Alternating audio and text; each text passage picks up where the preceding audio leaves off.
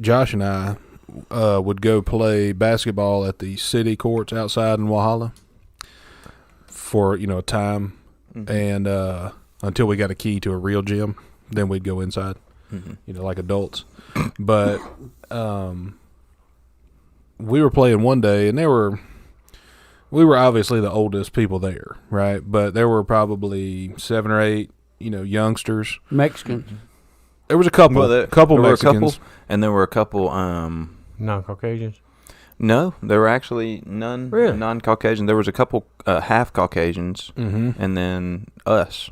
Yeah, fully. So we had a basketball court, and y'all were playing, and it's outside, and you had some Mexicans playing. Mm-hmm.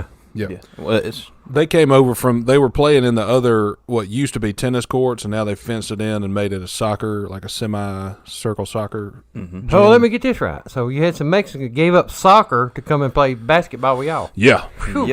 Yeah. I mean, we're pretty good salesmen. That's newsworthy. Right? Yeah, we can get that on TV or something. But the best part about it was it was a really sunny day, and so Josh is out there playing in his sunglasses he was just wearing. Because I do that. On sunny days, the sun does affect my eyes to an extent. So. And so we were playing, and they're kids. They're middle school, early high school, and so we play like a couple games, and then they're like, "Man, you guys are pretty good," and we're like, "Yeah." And thanks. Yeah. No, we're just not 4'6". Yeah, basically. We got a little bit of an advantage right now. And so I forgot what started it, but we explained to these children that Josh was blind. And he was real good before he went blind. Yeah, you should have seen him before he lost his vision. My gosh. I don't know how many times I said that, but we convinced them that he was blind.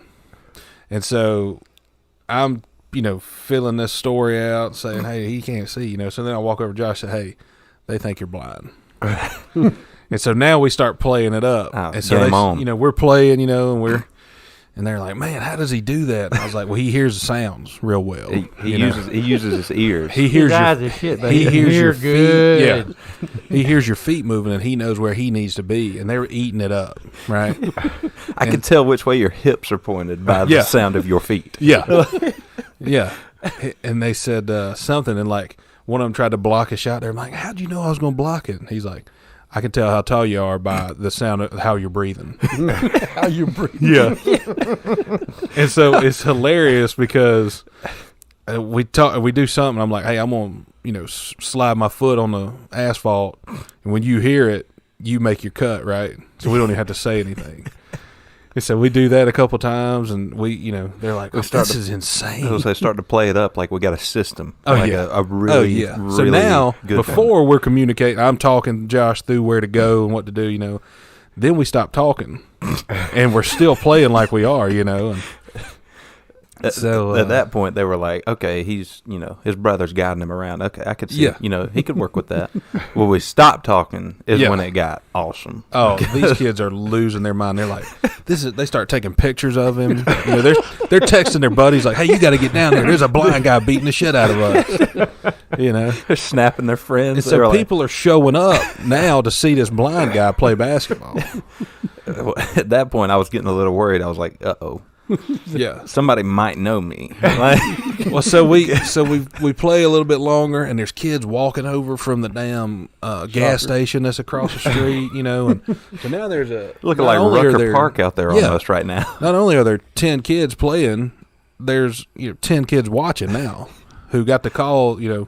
Hey, come check out this blind guy. There's a blind guy out here playing basketball. So we play, and the best part of it is we get ready to leave, right? And we drove separate there. You got caught. Yep. And so, I got Josh's arm, and we're walking out to our cars, and one of them asked, "Does he drive?" Yeah, he drives. Mm-hmm. Sure does. And they're like, "How does he drive?" We're like, he puts his windows down, and he can hear the cars, really well, and he knows where to go. He's like, "How does he see at red lights?" It's just a feeling in his heart he gets. And these kids are just eating it up. So we go getting our damn Challengers, And they're like, not only do I have a car, way. but I have a sports car. Yeah. No way. With no dents. Too fast. Yeah, No no dents dents at at all. all. No brush guard either, which is amazing. And I tell him, I was like, sometimes, I just, I'll follow him wherever he needs to go. And like, if he needs a turn, I'll beep the horn. Let him know. So we're pulling out now, and I'm beeping the horn. And here goes Josh. And these One kids are like, one "What?" turns for right, 2 turns for left. Yeah. Or horn, excuse me. Two beats for left. And these to this day, those children are telling that story. Y'all remember the time the blind guy came up to the They're Wallace sitting City around doing a Court? podcast saying, you ought to have been there the day we played the blind boy. We have never seen him again. We don't know where he went. We Yeah. we think he's an angel. Yeah.